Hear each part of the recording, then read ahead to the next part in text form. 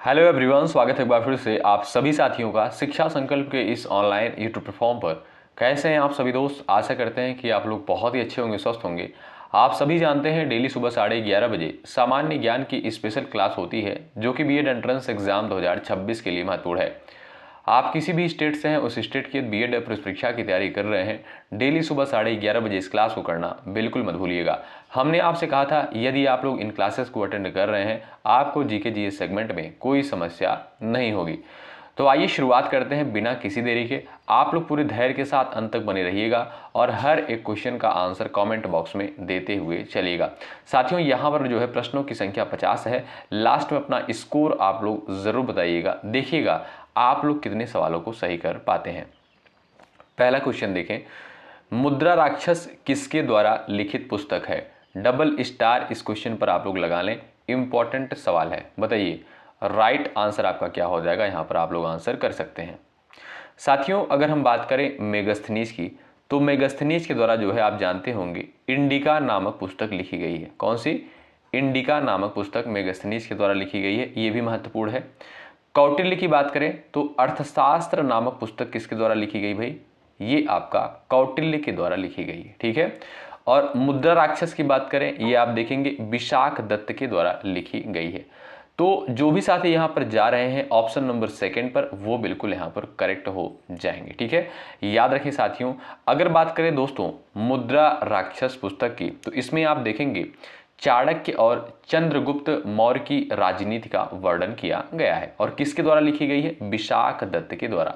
Second option पर जो भी साथी गए हैं बिल्कुल करेक्ट हो जाएंगे। अगला सवाल देखिए, जल संबंधी प्रणाली सिंधु घाटी सभ्यता के कौन से स्थल में देखने को मिलती है? लोथल, धौलावीरा, सुरकोटदा, कालीबंगा। डबल स्टार लगाइए, वेरी वेरी इंपॉर्टेंट सवाल है। बताएं सही आंसर यहां पर क्या हो जाएगा।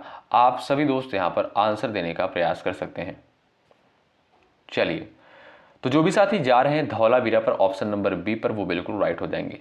साथियों, धौलावीरा में जो है सबसे उन्नत जल प्रबंधन प्रणाली देखने को मिलती है। यहां पर आप देखेंगे जलाशय, नहरें, जल संचयन के जो है प्रमाण देखने को मिलते हैं, ठीक है। याद रखें बी ऑप्शन बिल्कुल करेक्ट आंसर है।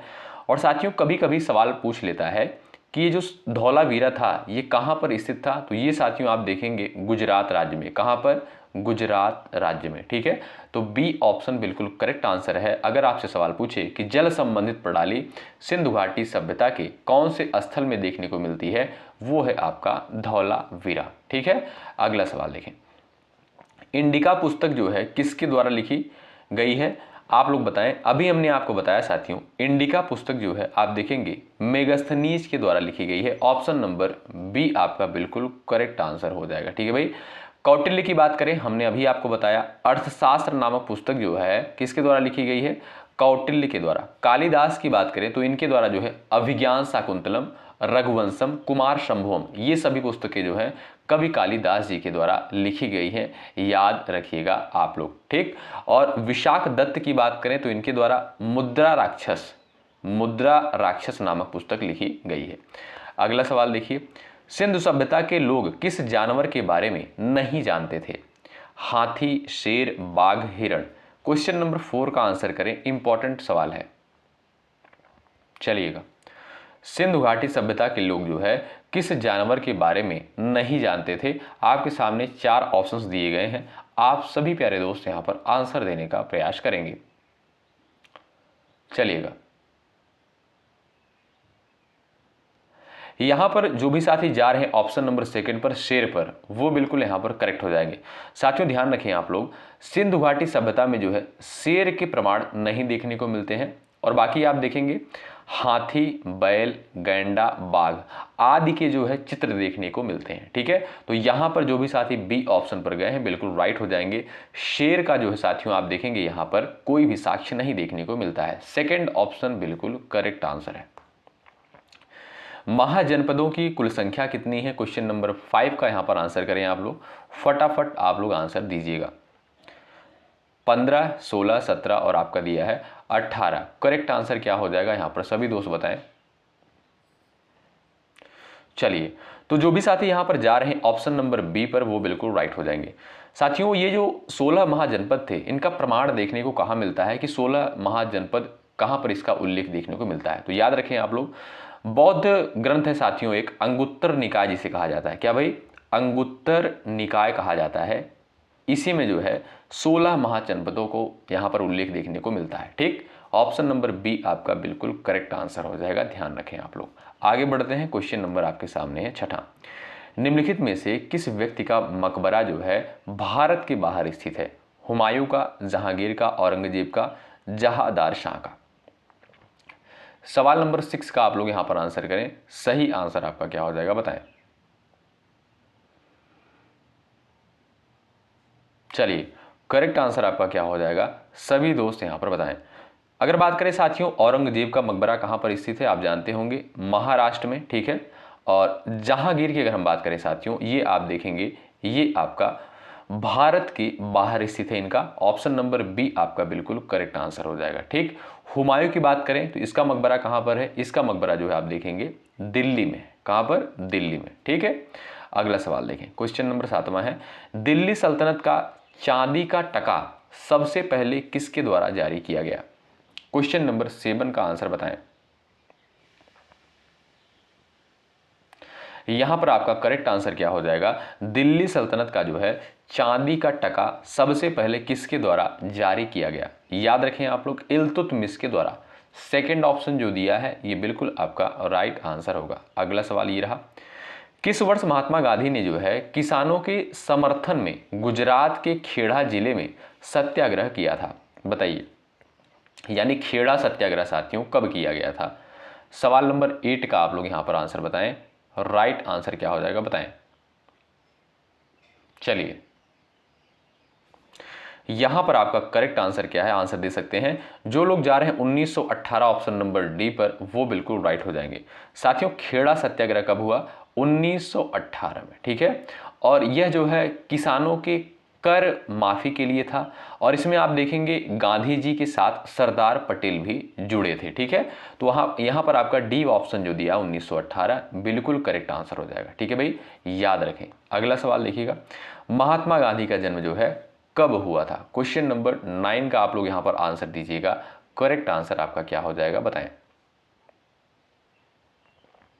चलिए, सवाल नंबर 9 का करेक्ट आंसर आप बता सकते हैं। यहां पर इंपॉर्टेंट सवाल है, महात्मा गांधी का जन्म जो है कहां पर हुआ था? याद रखें भैया आप लोग, यहां पर जो भी साथी जा रहे हैं 2 अक्टूबर 1869, ऑप्शन नंबर सी पर वो बिल्कुल करेक्ट हो जाएंगे। कहां पर भाई हुआ था? आप जानते होंगे पोरबंदर गुजरात में जो है इनका जन्म हुआ था। ठीक है साथियों, याद रखें। और इन्हें जो है आप जानते हैं राष्ट्रपिता कहा जाता है। अच्छा, राष्ट्रपिता की उपाधि इन्हें किसके द्वारा दी गई थी, यानी राष्ट्रपिता जो है सबसे पहले किसके द्वारा कहा गया था? आप लोग कमेंट बॉक्स में बताइएगा। हमने कई बार इस क्वेश्चन को आपके सामने डिस्कस किया है। ठीक, और देखिएगा दोस्तों, अगर बात करें, अगर आपसे पूछा जाए कि अंतर्राष्ट्रीय अहिंसा दिवस किस तिथि को मनाते हैं, तो 2 अक्टूबर को ही जो है अंतर्राष्ट्रीय अहिंसा दिवस के रूप में मनाया जाता है।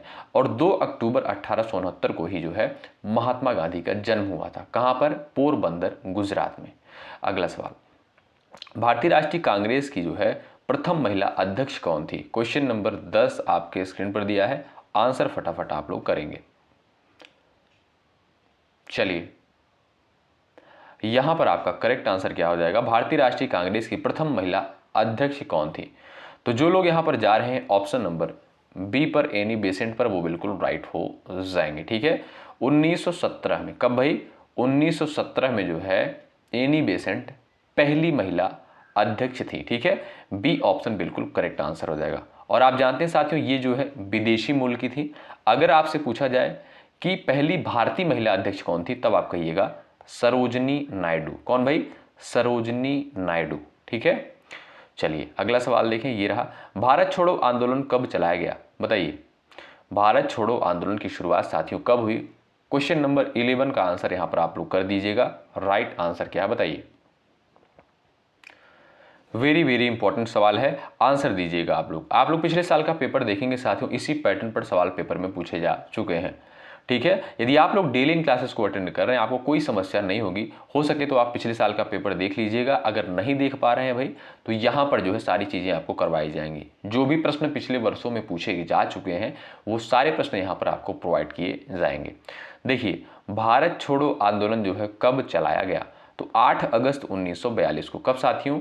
8 अगस्त 1942 को जो है भारत छोड़ो आंदोलन चलाया गया। किसके नेतृत्व में? महात्मा गांधी के नेतृत्व में। ठीक है, यहां पर आप देखेंगे ए विकल्प जो दिया है बिल्कुल सही आंसर है। अगला सवाल, संविधान में जो है संशोधन की प्रक्रिया किस देश के संविधान से ग्रहण करी गई है? क्वेश्चन नंबर 12 का राइट आंसर बताएं। अच्छा, कल साथियों 3 बजे जो है आप जानते हैं, कल की क्लास में जो है 3 बजे आपको पॉलिटी के 100 क्वेश्चंस करवाए गए हैं, यानी संविधान के 100 क्वेश्चंस करवाए गए हैं और ये सारे क्वेश्चन जो है कवर किए गए हैं। इंपॉर्टेंट क्लास हुई थी कल 3 बजे, तो आप लोग उस क्लास को जरूर कर लीजिएगा। 1 घंटे, लगभग 1 घंटे 16 मिनट की क्लास है, उसको जरूर आप लोग कर लीजिएगा। ठीक है, बहुत सारे स्टूडेंट जुड़े थे, जो लोग नहीं क्लास किए हैं कर लीजिएगा। लाइव क्लास थी कल 3 बजे।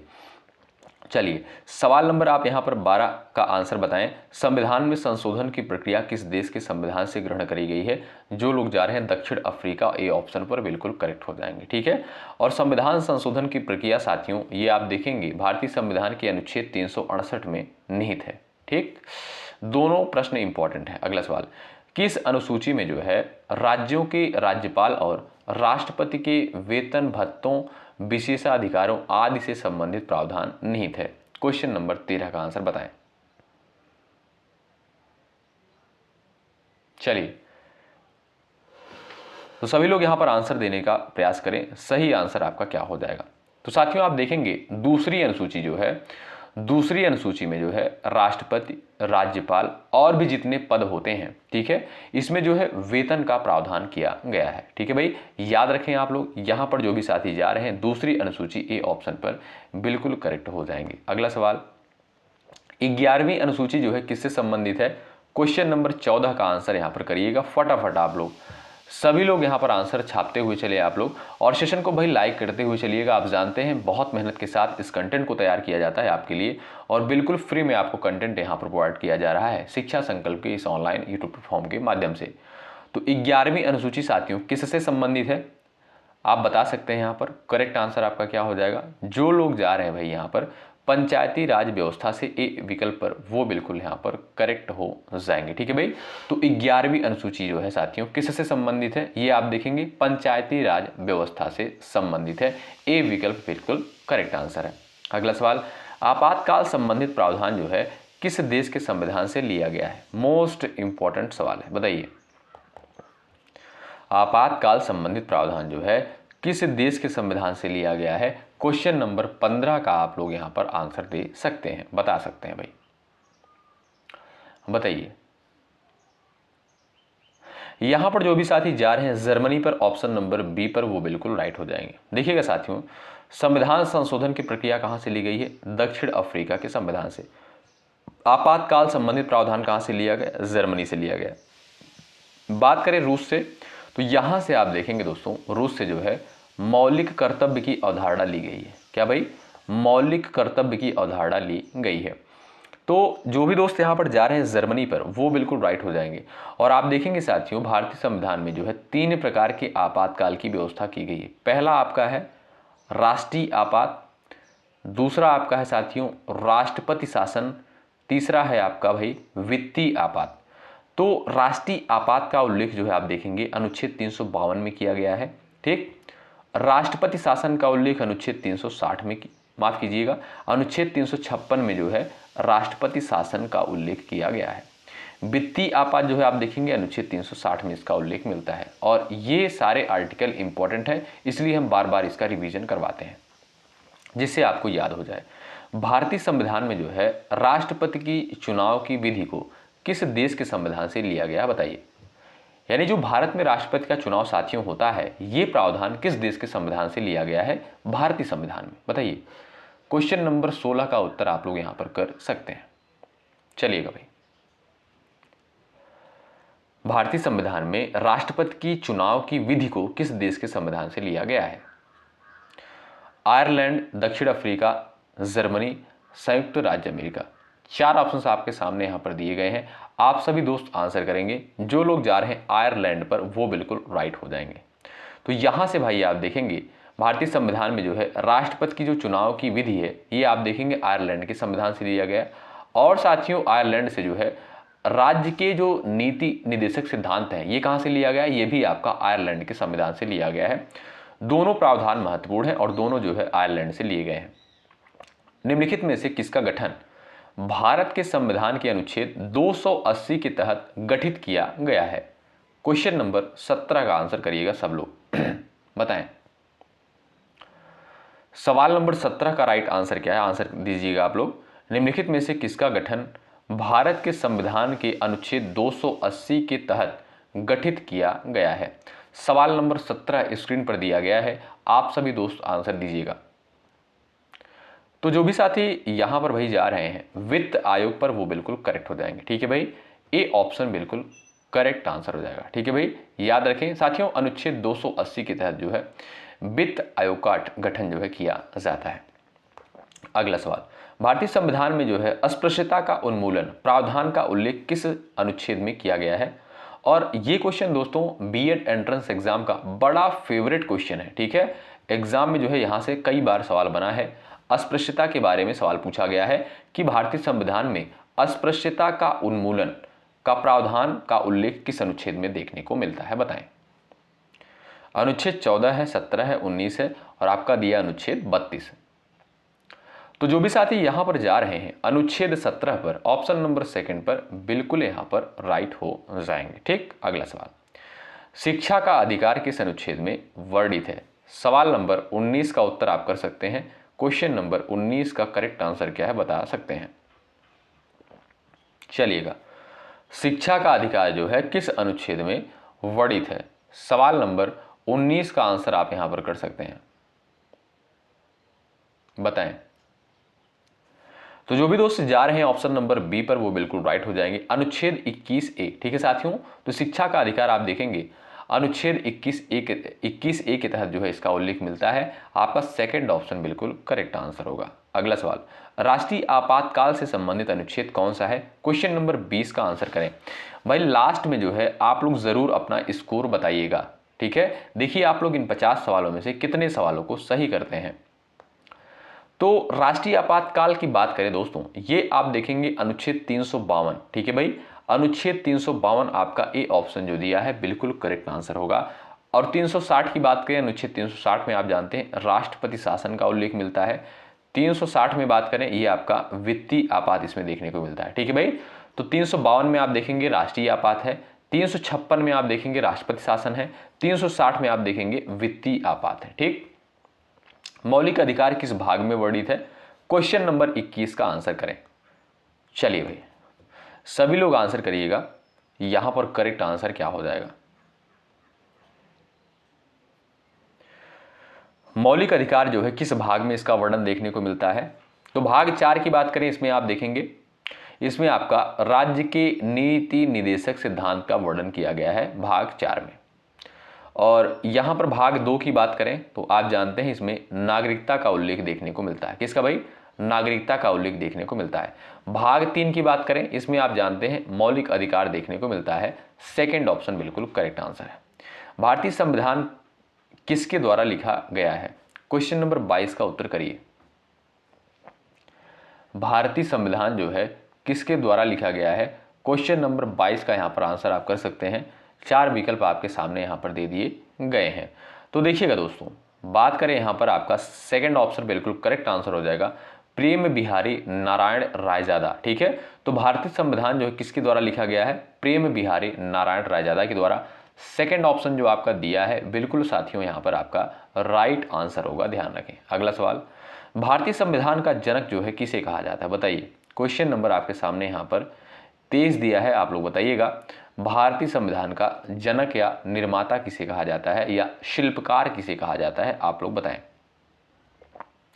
निर्माता अगर आपसे पूछे तो भी आप कहिएगा डॉक्टर B.R. अम्बेडकर। शिल्पकार अगर आपसे पूछे तब भी आप कहिएगा क्या भाई? Doctor B.R. अम्बेडकर। ठीक है, जनक पूछे तब भी आप कहेंगे डॉक्टर B.R. अम्बेडकर। ए ऑप्शन बिल्कुल करेक्ट आंसर है। ठीक है भाई, जो भी साथी ए विकल्प पर गए हैं बिल्कुल यहाँ पर राइट हो जाएंगे। अगला सवाल, निम्नलिखित में से कौन सी महासागरीय धाराएं उत्तरी अटलांटिक महासागर में उपस्थित हैं, बताइएगा। सवाल नंबर 24 का उत्तर करें फटाफट। निम्नलिखित में से कौन सी महासागरीय धाराएं उत्तरी अटलांटिक महासागर में उपस्थित हैं। चलिए, तो यहां पर जो लोग जा रहे हैं कैनरी धारा ऑप्शन नंबर ए पर, वो बिल्कुल यहां पर राइट हो जाएंगे। साथियों, कैनरी धारा जो है आप देखेंगे उत्तरी अटलांटिक महासागर में बहती है, ठीक है। और ये साथियों एक ठंडी महासागरीय धारा है। क्या भाई, ये आप देखेंगे एक ठंडी महासागरीय धारा है, ठीक। चलिए, ये रहा आपके सामने क्वेश्चन नंबर नेक्स्ट। सबसे बड़ा ग्रह कौन सा है सौरमंडल का, क्वेश्चन नंबर 25 का उत्तर यहां पर आप लोग बताइए। शुक्र, बृहस्पति, बुध, मंगल। ऑप्शंस आपके सामने यहां पर दिए गए हैं, आप लोग आंसर देने का प्रयास करिएगा। साथियों, आप पेपर उठाकर देखेंगे पिछले साल का तो बहुत ज़्यादा टफ लेवल के क्वेश्चन नहीं आते, ठीक है। बहुत जगह आपको देखने को मिलेगा बहुत टफ क्वेश्चन करवाए जाते हैं।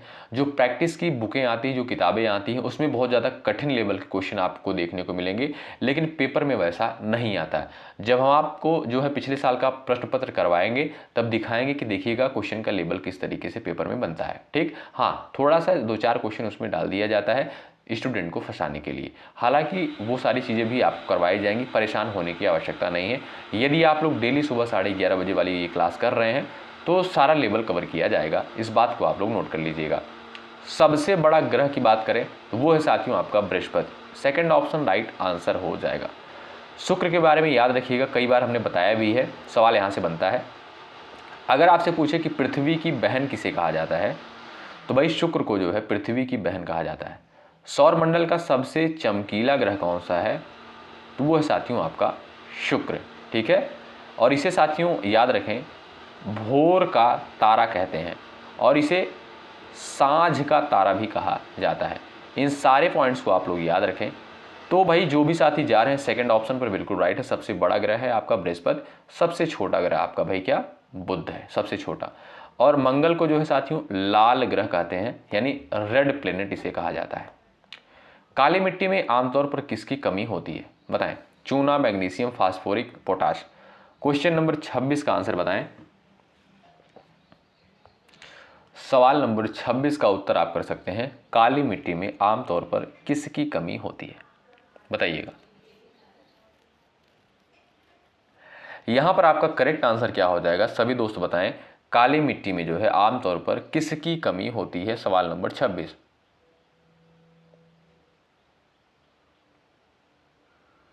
यहां पर जो भी साथी जा रहे हैं ऑप्शन नंबर 3 पर बिल्कुल राइट हो जाएंगे। साथियों काली मिट्टी में जो है आप देखेंगे फास्फोरस की कमी पाई जाती है, ठीक है।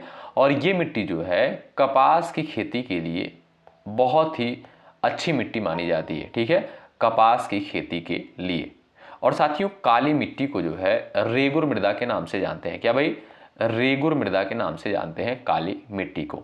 यहां पर जो भी साथी जा रहे हैं ऑप्शन नंबर 3 पर वो बिल्कुल यहाँ पर करेक्ट हो जाएंगे। और ये भी याद रखिएगा साथियों जो काली मिट्टी होती है इसकी जल धारण क्षमता जो है अधिक होती है। क्या भाई, जल धारण क्षमता जो है काली मिट्टी की अधिक होती है। भारत में हरित क्रांति की शुरुआत कब हुई, क्वेश्चन नंबर 27 का उत्तर बताएं। चलिए भाई, भारत में जो है हरित क्रांति की शुरुआत कब हुई, सवाल नंबर आपके सामने 27 दिया है, उत्तर आप करेंगे।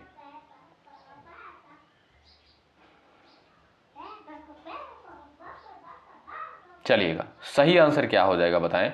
जो लोग यहां पर जा रहे हैं 1960, ऑप्शन नंबर ए पर बिल्कुल करेक्ट हो जाएंगे। तो साथियों हरित क्रांति की शुरुआत जो है 1960 के दशक में हुई, ठीक है। और इसका जनक जो है किसे कहा जाता है भाई, MS स्वामीनाथन को। किसे, MS स्वामीनाथन को जो है हरित क्रांति का जनक माना जाता है। और इस क्रांति के बाद जो है किसके उत्पादन में वृद्धि हुई, सबसे ज्यादा आप देखेंगे गेहूं और चावल में, ठीक है। तो यहां पर जो भी साथी जा रहे हैं ए विकल्प पर बिल्कुल राइट हो जाएंगे। भारत में हरित क्रांति की शुरुआत 1960 में हुई। सरकार की जो है कुल राजस्व और कुल व्यय के बीच के अंतर को क्या कहा जाता है, क्वेश्चन नंबर 28 का उत्तर बताएं। चलिए क्वेश्चन नंबर 28 का आंसर करिएगा फटाफट, यहां पर सभी दोस्त आंसर बताएं। तो जो भी साथी जा रहे हैं राजकोषीय घाटा ऑप्शन नंबर 2 पर वो बिल्कुल राइट हो जाएंगे। साथियों कुल राजस्व और कुल व्यय के अंतर को जो है राजकोषीय घाटा कहा जाता है, याद रखें आप लोग। और यह जो है सरकार की वित्तीय स्थिति को दर्शाता है। ठीक, तो बी ऑप्शन बिल्कुल करेक्ट आंसर है। अगला सवाल, निम्नलिखित में से कौन सा जो है संपर्क बल नहीं है? घर्षण बल, गुरुत्वीय बल, चुंबकीय बल, विद्युत स्थैतिकी बल। क्वेश्चन नंबर 29 का आप लोग यहां पर आंसर करिएगा। राइट आंसर क्या हो जाएगा बताएं।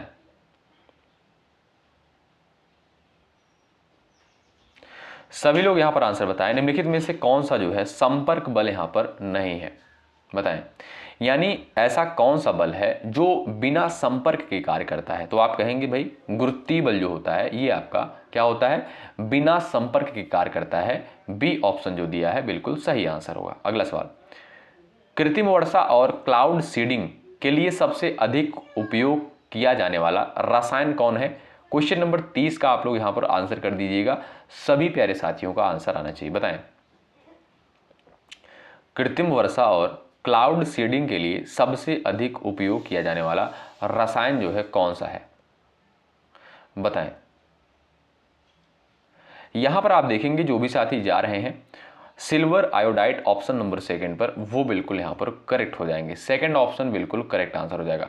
साथियों कृत्रिम यानी मानव निर्मित, यानी मानव के द्वारा जो वर्षा कराई जाती है, जो कृत्रिम वर्षा करवाई जाती है, सिल्वर आयोडाइड का प्रयोग इसमें किया जाता है। आपका सेकंड ऑप्शन बिल्कुल करेक्ट आंसर हो जाएगा। आप देखेंगे चाइना वाले जो होते हैं वो जो है आप देखेंगे सबसे ज्यादा कृत्रिम वर्षा करवाते हैं। ठीक है, अगला सवाल देखें, लोसर महोत्सव जो है कहां मनाया जाता है, बताएं।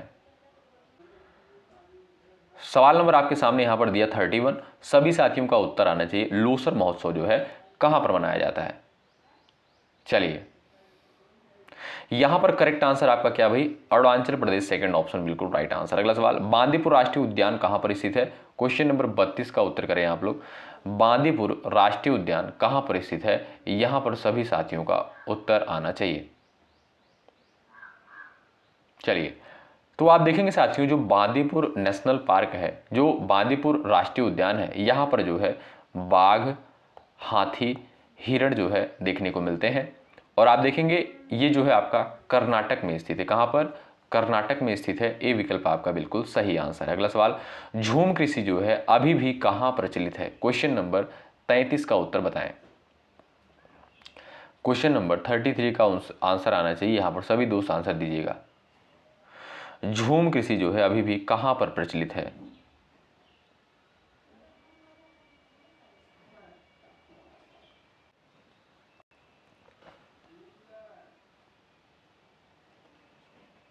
चलिए भाई, यानी शिफ्टिंग कल्टीवेशन जो है साथियों यहां पर कहां पर होता है? आप सभी दोस्त यहां पर आंसर दीजिएगा।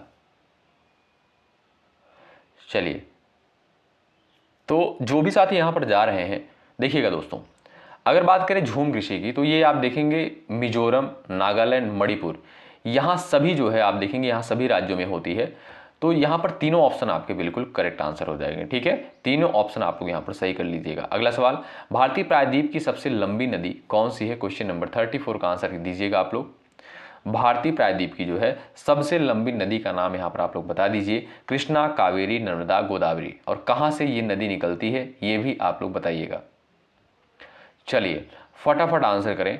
देखिएगा जो लोग जा रहे हैं ऑप्शन नंबर डी पर वो बिल्कुल राइट हो जाएंगे। बात करें साथियों गोदावरी नदी की तो आप जानते हैं ये कहाँ से निकलती है? महाराष्ट्र के जो है आप देखेंगे त्रंबकेश्वर से निकलती है गोदावरी नदी। ठीक, और इसे जो है दक्षिण गंगा कहा जाता है। क्या भाई? दक्षिण गंगा किसे कहते हैं? गोदावरी नदी को कहते हैं। और इसे जो है वृद्ध गंगा या बूढ़ी गंगा कहा जाता है। क्या भाई? वृद्ध गंगा या बूढ़ी गंगा कहा जाता है। और ये दक्षिण भारत की जो है सबसे बड़ी नदी है, यानी भारतीय प्रायद्वीप की जो है सबसे लंबी नदी है। ऑप्शन नंबर डी आपका बिल्कुल करेक्ट आंसर हो जाएगा।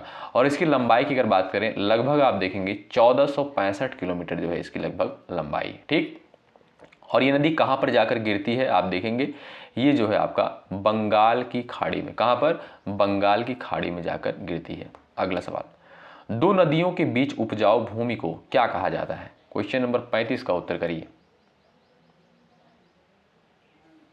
चलिए, यहां पर आपका करेक्ट आंसर क्या हो जाएगा सभी लोग बताएं।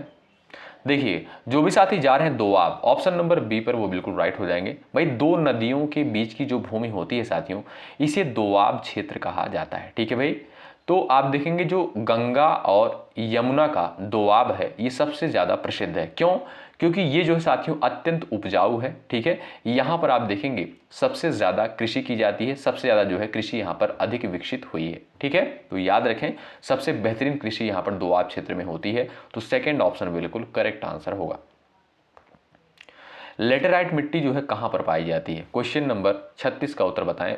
भारी वर्षा वाले प्रदेश में, मरुस्थल में, उष्णकटिबंधीय प्रदेश में, आर्द्र तथा शुष्क जलवायु वाले उष्णकटिबंधीय क्षेत्र में। क्वेश्चन नंबर 36 का उत्तर बताएं।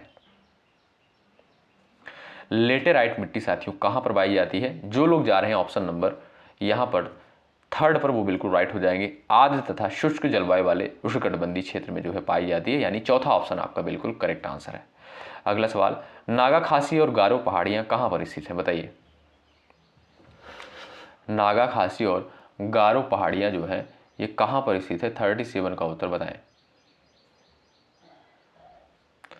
क्वेश्चन नंबर 37 का आंसर आना चाहिए।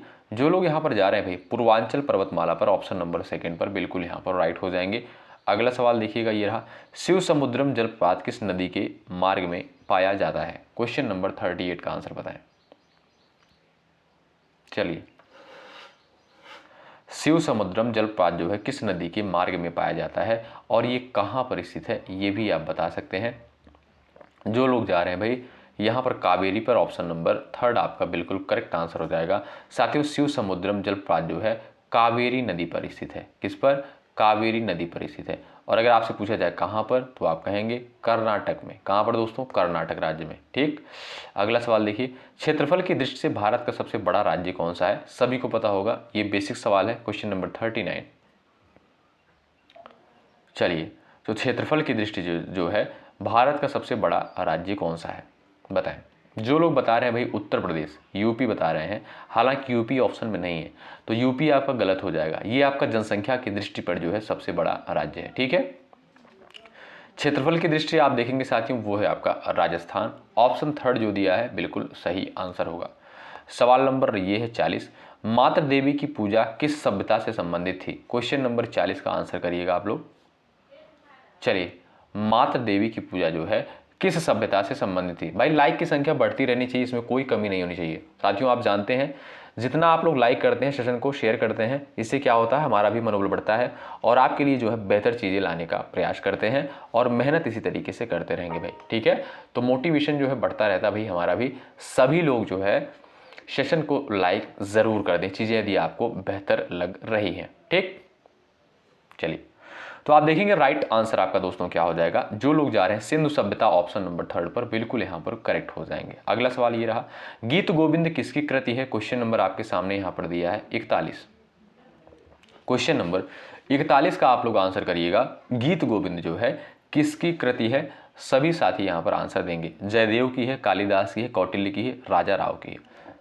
तो आप देखेंगे साथियों आपका right answer Jaidev, A option बिल्कुल करेक्ट आंसर है। अगला सवाल, समाचार पत्र केसरी का संपादन किसके द्वारा किया गया था? क्वेश्चन नंबर 42 का उत्तर बता दें आप लोग। समाचार पत्र जो है केसरी का संपादन किसके द्वारा किया गया था? आपके सामने क्वेश्चन नंबर यहाँ पर दिया गया है 42। आप सभी दोस्त यहाँ पर उत्तर देंगे। राइट आंसर आपका क्या हो जाएगा और किस भाषा में जो है लिखा गया था ये भी आप बताएं। चलिए, यहां पर जो भी साथी जा रहे हैं भाई बाल गंगाधर तिलक पर, ऑप्शन नंबर सेकंड पर बिल्कुल करेक्ट हो जाएंगे। तो भाई केसरी पत्रिका का संपादक किसके द्वारा किया गया? बाल गंगाधर तिलक के द्वारा। अगला सवाल, दांडी यात्रा की शुरुआत महात्मा गांधी ने कहां से की थी? क्वेश्चन नंबर 43 का उत्तर बताएं। चलिए, दांडी, पोरबंदर, अहमदाबाद, साबरमती आश्रम।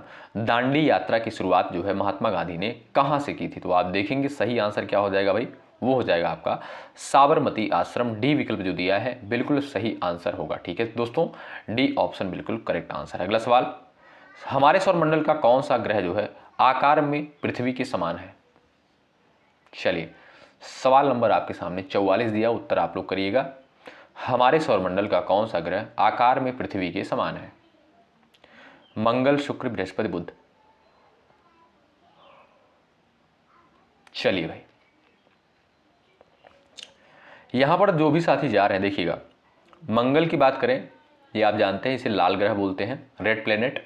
शुक्र की बात करें तो इसे ही साथियों क्या बोलते हैं भाई, ये सौरमंडल का जो है आपसे सवाल पूछा है कि कौन सा ग्रह है जो आकार में पृथ्वी के समान है, तो वो है साथियों शुक्र। क्यों? क्योंकि साथियों पृथ्वी की बहन इसे बोलते हैं। क्या? अभी हमने बताया इसे जो इसीलिए जो है इसे पृथ्वी की बहन कहा जाता है। बी ऑप्शन बिल्कुल करेक्ट आंसर है। और बृहस्पति आप जानते हैं सौरमंडल का सबसे बड़ा ग्रह है। बुध आप जानते होंगे सबसे छोटा ग्रह है। ग्रहों की संख्या कितनी? 8 है। कौन कौन से? बुध, शुक्र, पृथ्वी, मंगल, बृहस्पति, शनि, अरुण, वरुण। अच्छा, बौना ग्रह किसे कहा गया? आप लोग बताइए कमेंट बॉक्स में। अगला सवाल, वायुमंडल की सबसे निचली परत को क्या कहा जाता है? क्वेश्चन नंबर 46 का उत्तर दीजिएगा। वायुमंडल की जो है सबसे निचली परत को क्या कहा जाता है, और यहां पर आप लोग आंसर दीजिएगा।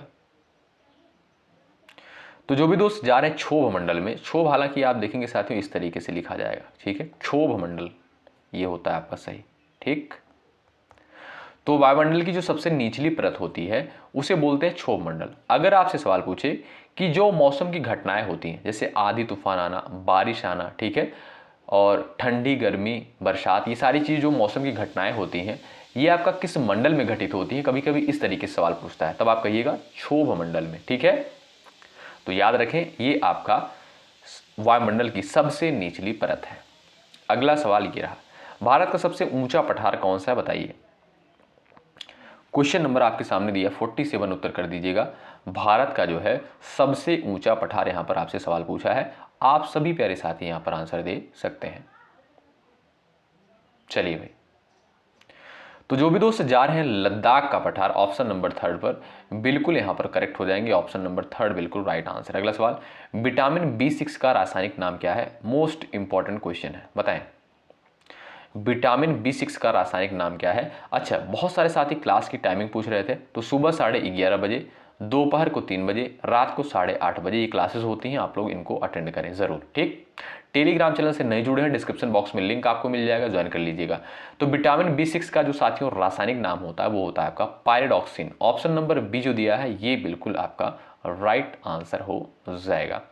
अगला सवाल ये रहा, अंतर्राष्ट्रीय महिला दिवस कब मनाया जाता है? बीएड एंट्रेंस एग्जाम का बड़ा फेवरेट क्वेश्चन है, कई बार एग्जाम में सवाल पूछा गया है, बताएं। अंतर्राष्ट्रीय महिला दिवस जो है साथियों कब मनाया जाता है? सभी दोस्त यहां पर आंसर दीजिएगा। तो आप देखेंगे प्रत्येक वर्ष 8 मार्च को जो है अंतर्राष्ट्रीय महिला दिवस के रूप में मनाते हैं, और यह जो है महिलाओं के अधिकारों और समानता के लिए मनाया जाता है, ठीक है। तो ए ऑप्शन पर जो भी दोस्त गए हैं बिल्कुल करेक्ट हो जाएंगे। और लास्ट सवाल ये भी आपका मोस्ट इंपॉर्टेंट क्वेश्चन है। इन सारे सवालों को दोस्तों आप लोग हल्के मत लीजिएगा भाई, ठीक है। तो संविधान सभा के जो है संचालन समिति के अध्यक्ष कौन थे? संचालन समिति के अध्यक्ष थे, बताइएगा। देखिएगा सवाल यहां से बनता है, आपसे पूछेगा संघ समिति के अध्यक्ष कौन थे, संचालन समिति के अध्यक्ष कौन थे, प्रारूप समिति के अध्यक्ष कौन थे, ठीक है। इस तरीके से सवाल पेपर में बनता है, ठीक भाई। तो इस क्वेश्चन का आप लोग आंसर दीजिएगा। चलिए हम ही बता देते हैं। देखिए Rajendra Prasad, option number A बिल्कुल करेक्ट आंसर हो जाएगा। डॉक्टर राजेंद्र प्रसाद जो थे ये संचालन समिति के अध्यक्ष थे। ए ऑप्शन बिल्कुल करेक्ट आंसर होगा, ठीक है। और डॉक्टर B.R. अम्बेडकर आप जानते हैं साथियों, इन्हें क्या बोला जाता है? ये भाई प्रारूप समिति के अध्यक्ष थे, और इन्हें जो है संविधान का शिल्पकार यानी संविधान का निर्माता भी इन्हें कहा जाता है। जवाहरलाल नेहरू जो थे ये संघ समिति के अध्यक्ष थे। आशा करता हूं ये सारे पॉइंट्स आपको क्लियर हो गए होंगे। तो ये क्लास आपको कैसी लगी कमेंट बॉक्स में जरूर बताएं। तो आज हमने यहाँ पर 50 सवालों को कवर किया। डेली सुबह 11:30 बजे ये क्लास होती है, और मैं फिर से आपसे कह रहा हूँ, दोबारा कह रहा हूँ, अगर आप लोग इन क्लासेस को अटेंड कर रहे हैं आपको समस्या नहीं होगी। क्वेश्चन साथियों सेलेक्टेड क्वेश्चंस ही यहाँ पर कवर किए जा रहे हैं। तो जो लोग टेलीग्राम चैनल से नहीं जुड़े हैं जुड़ जाइएगा, डिस्क्रिप्शन बॉक्स में आपको लिंक मिल जाएगा। और आशा करता हूं कि आप लोगों को ये क्लास बहुत बेहतरीन लग रही होगी। जो भी लोग अभी तक सेशन को लाइक नहीं किए हैं, चैनल को सब्सक्राइब नहीं किए, कर लीजिएगा आप लोग, जरूर आपको यहां से हेल्प मिलेगी। जब तक आपकी परीक्षा नहीं हो जाएगी तब तक हम आपके साथ एक बेहतरीन कंटेंट के साथ इसी तरीके से बने रहेंगे। चलिए मिलते हैं आपसे अगली क्लास में। शुक्रिया, जय हिंद, जय भारत।